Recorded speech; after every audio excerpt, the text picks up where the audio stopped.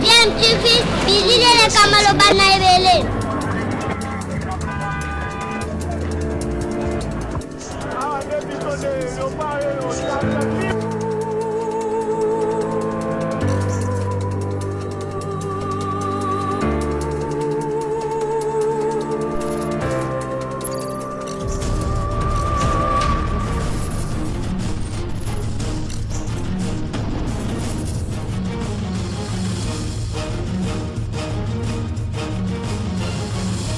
DMTV toujours en avant.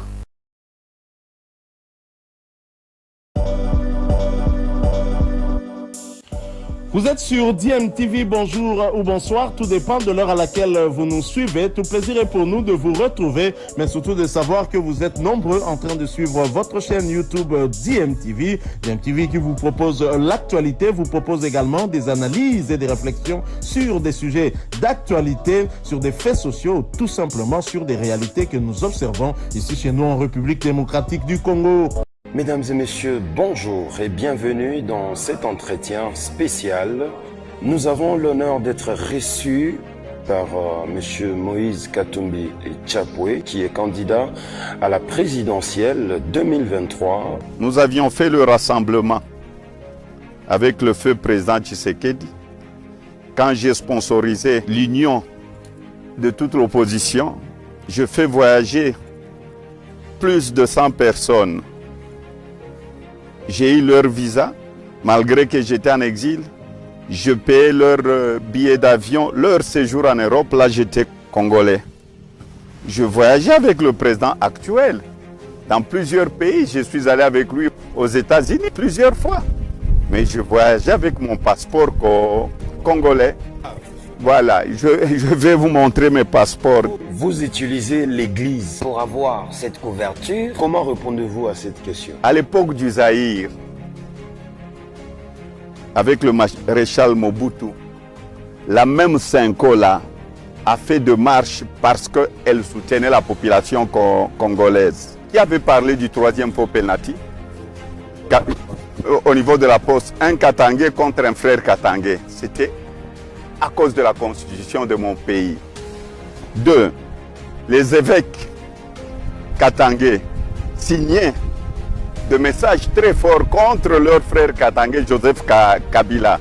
Là, il n'y avait pas le tribalisme. Moïse Katumbi ne fait jamais allusion au Rwanda ou à cette agression. N'est-ce pas un candidat de Paul Kagame? Moi, président de la République, je ne vais condamner personne, mais je vais remettre l'ordre. 6 mois, il n'y aura plus la guerre chez nous. Et on va respecter les militaires. Moi, je ne serai pas un président populiste. Je serai un président bientôt qui va trouver des solutions pour la population congolaise. Le gouvernorat n'était pas mon premier job. Moi, je veux donner l'honneur à mon pays. Et c'est ça la peur. On peut tout dire à gauche, à droite. Moi, j'avance. J'ai eu la chance de suivre, par souci d'information, de suivre M. Moïse Katumbi Tchapoué au moment où il s'est trouvé en exil forcé en Zambie, à Kitwe. J'ai dit non, je dois arriver là-bas pour voir qu'est-ce qu'il fait, comment il vit, tout ça, par souci d'information. La curiosité journalistique m'avait amené à Kitwe. Je suis arrivé à Kitwe en quelle année? En 2001. Ça doit faire plus ou moins 12 ans, maintenant 13 ans. Je suis arrivé, j'ai rencontré le président Moïse Katumbi Tchapoué que j'avais connu avant, au moment où il dirigeait Maison Katebe Katoto. Parce que son grand frère lui avait c'était des équipes-là, Raphaël Katebe Katoto. Je suis arrivé là-bas, j'ai passé, je crois, 4 à 5 jours à Kitwe en compagnie de M. Moïse Katumbi Tchapoué et j'ai saisi cette opportunité pour discuter avec lui. J'ai trouvé à Kitwe un homme organisé, un homme très bien assis. En tout cas, il était à l'abri de tout. Vous savez, quand on dit en exil, je me disais, est-ce que je vais le trouver dans un foyer pour réfugiés? Est-ce que je vais le trouver dans un centre où on met les exilés politiques? Non, je l'ai trouvé très bien dans une villa très moderne avec ses enfants. Et nous avions commencé le lendemain à discuter. Il m'a fait d'abord visiter toutes ses affaires. Les affaires qui étaient florissantes. Déjà à l'époque, il y a 12 ans, 13 ans, j'ai visité la minoterie industrielle avec des moulins professionnels qui produisaient autant de sacs de farine par jour, de deux qualités. Ensuite, j'ai visité la poissonnerie industrielle qui produisait à peu près 1000 tonnes de poissons régulièrement. Et puis, ces poissons nourrissaient pratiquement toute l'Afrique australe et une bonne partie était envoyée en République démocratique du Congo.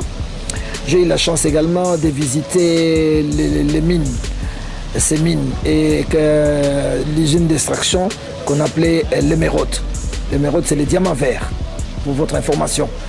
J'étais là, j'ai assisté à l'extraction, comment on faisait et les recettes journalières, comment ça se produisait. Et je me souviens, en ce qui concerne les mines avaient réalisé des recettes incommensurables.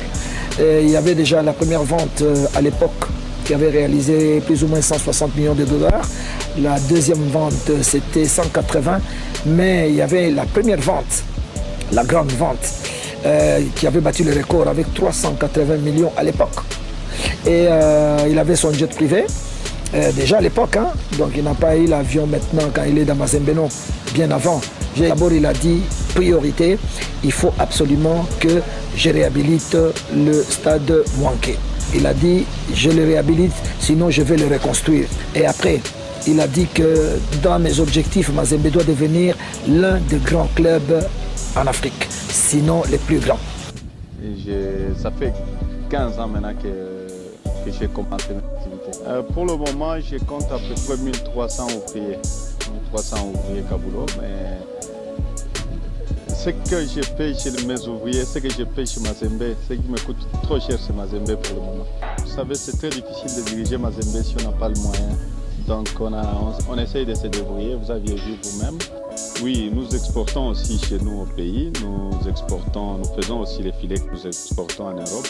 Donc ça nourrit pas que le continent africain, ça nourrit aussi le continent européen. Nous avons 2 mines d'émeraude Kabulo et la mine jusque-là, ça va. Le phénomène Katumbi, comme actuellement démontré, ne date donc pas de 2007, encore moins de son bureau de gouvernement.